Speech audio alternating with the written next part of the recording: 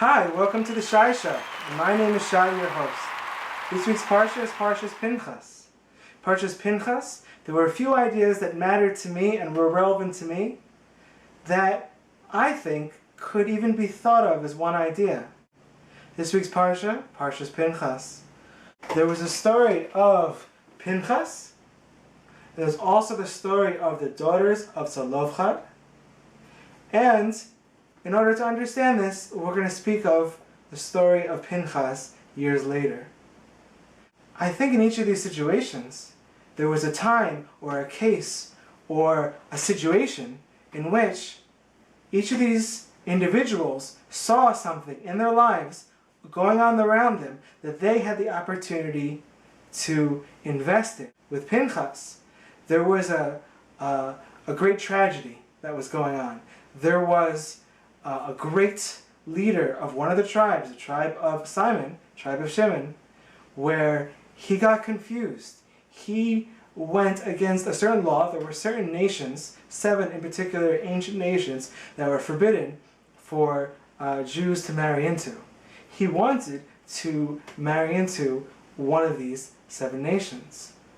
He brought the actual girl he was interested in marrying to Moshe Rabbeinu, who, while she was still one of these 7 nations, asked him, "Can I marry her?" He says no, and then he goes and marries her anyway. People were saddened, people were upset, confused. A great man, leader of the tribe of Shimon, is now disobeying. People are sad. Pinchas is also saddened by this. But he thinks and he remembers. He says, wait, there is something we can do.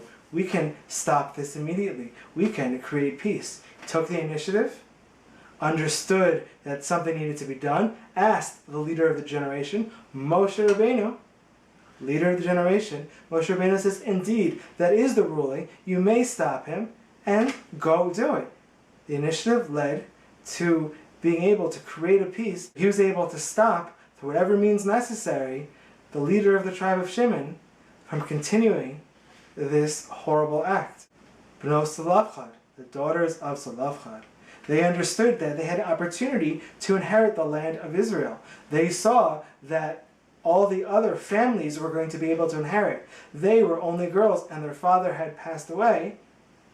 And they saw that in order to have relevance, in order to have a connection from generation to generation with their family, that they would need to take initiative.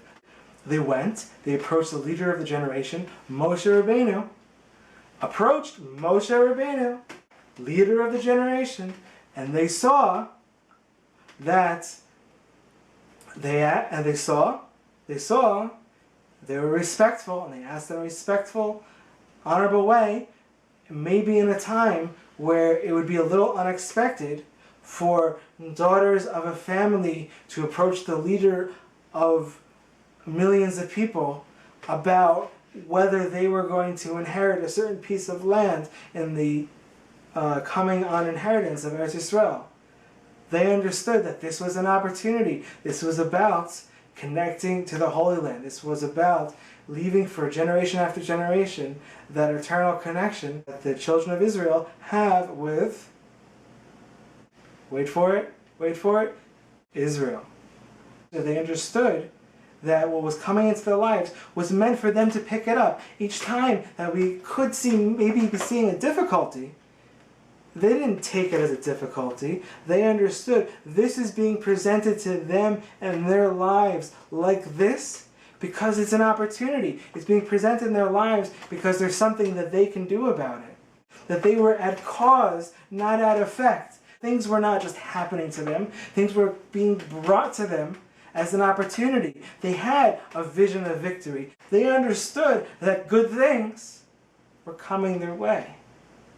By understanding that good things were coming their way, they were able to be proactive, ask the question the way a question should be asked to a leader of a generation.